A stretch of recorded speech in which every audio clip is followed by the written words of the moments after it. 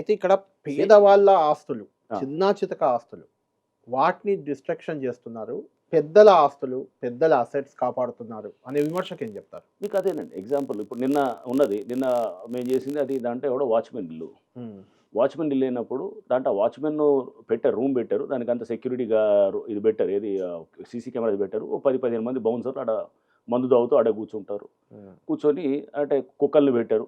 ఇది మొత్తం ఏది ఈ వేట కుక్కల టైప్ అవి పెట్టేసి మొత్తం ఇవన్నీ కూడా ఈ చేయటం అనేది అంటే ఈ దాంట్లో అవి ఏ విధంగా తీసుకెళ్తారు, ఆ పేదవాళ్ళని మీదకు వెళ్ళారు అనేటట్టు తీసుకెళ్తారు. Gajula Ramaram for instance, Gajula Ramaram is a classic case.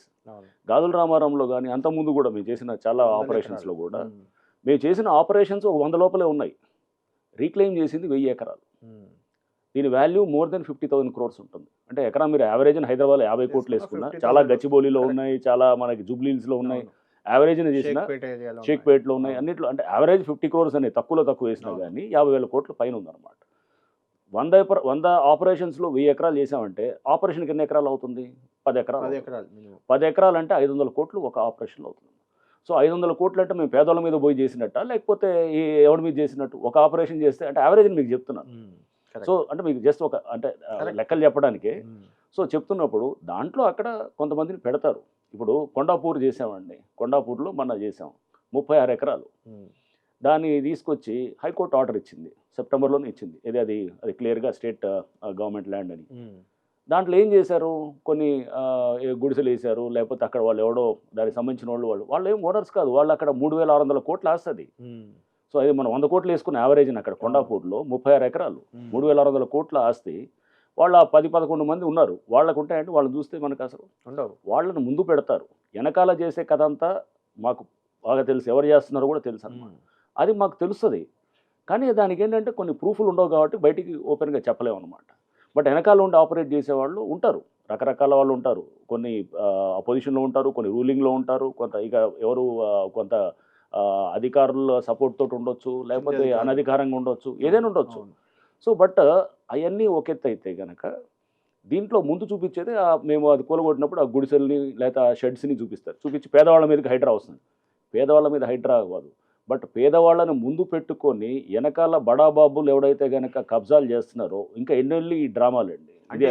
అంటే ఇవి బీఆర్ఎస్ నేతలకు వాటెవర్ ప్రతిపక్షంలో ఉన్నారు కాబట్టి చెప్తున్నాను. బీఆర్ఎస్ నేతలకు, కేటీఆర్ హరీష్ రావు లాంటి వాళ్ళకు, లేకుంటే బీజేపీ ఈటెల రాజేందర్ లాంటి వాళ్ళకు ఈ విషయం తెలియక వాళ్ళు పేదవారి గుడిసెలు కూల్చారని అక్కడికి వచ్చి ఆందోళనలు వాళ్ళని రియల్ ఎస్టేట్ అతను కొంచెం కొట్టాడు ఈటెల రాజేందర్. అక్కడికి వెళ్ళి ఎక్కడ ఒక దగ్గర గొడవ అవుతుంటే ఇలా ఆక్యుపై చేశారు అన్న దగ్గర, అది పోచారం దగ్గర, అది నేను కూడా వెళ్ళాను. అక్కడ డిమాలిష్ చేశారు. వాళ్ళు ఎందుకు అంటున్నారు మరి అలా? నేను ఇక్కడ ఎట్లా ఉంటుందంటే రాజకీయాలు వేరు, హైడ్రాకి దానికి ఆపాదించొద్దు. హైడ్రా వర్క్స్ ఇర్రెస్పెక్ట్ ఆఫ్ పాలిటిక్స్ అండి. సో వాళ్ళు ఎవరికి రాజకీయ అవసరాలు ఉంటాయి, కొన్ని సోషల్ మీడియాలో కొన్ని ఎవరు వాళ్ళ పేదలవి కూలుస్తున్నారు అనే తప్పంటారా? మొత్తానికి తప్ప 100% అండి. అసలు పేదలది మీకు ఎగ్జాంపుల్ మీకు గాజుల రామారం చెప్తున్నాను. గాజుల రామారంలో 1000 ఇల్లులు ఉన్నాయి. అవన్నీ గవర్నమెంట్ ల్యాండ్లో కట్టారు, అవి మేము కూల్చలేదు. ఓన్లీ 260 ఇల్లులే కూల్చాము. ఆ 260 ఇల్లులు ఎవరిని ఏది కూల్చాము? కూల్చినప్పుడు దానికి డోర్లు లేవు, లేకపోతే సామాన్ తెచ్చి ఆడ పెట్టుకున్నారు. ఒకనెవరినో తీసుకొచ్చి ఉన్నట్టు చూపిస్తారు, ఒకనెవరినో ఫ్యామిలీ ఉన్నట్టు ఒక ఇద్దరు వచ్చి దాంట్లో ఉంటారు. దాంట్లో సామానే ఉండదు లోపల. అవి 260 చేసాం. 1000 ఇల్లులు ఉన్నాయి, అవన్నీ ఎందుకు కూల్చలేదు? ఆ కూల్చిన వాటిని వదిలేస్తారు, కూల్చి నువ్వు దాని గురించి మాట్లాడుతున్నావు. మరి ఆ 1000 మంది ఇల్లులు మేము ఎందుకు కూల్చలేదు? దాంట్లో నిజంగా ఇల్లులు ఉన్నారు. అంటే ఇది ప్రతి చోట, అంటే నాట్ జస్ట్ ఇన్ ఇది కాదు. బతుకమ్మ కుంట ఫర్ ఇన్స్టెన్స్, బతుకమ్మ కుంటలో పక్కన 10 ఎకరాలు బస్తీ అంతా ఉన్నది. మేము వెళ్ళినప్పుడు ఫస్ట్ వాళ్ళు భయపడ్డారు కూలుస్తామని. వాళ్ళందరితో మీటింగ్ పెట్టాం.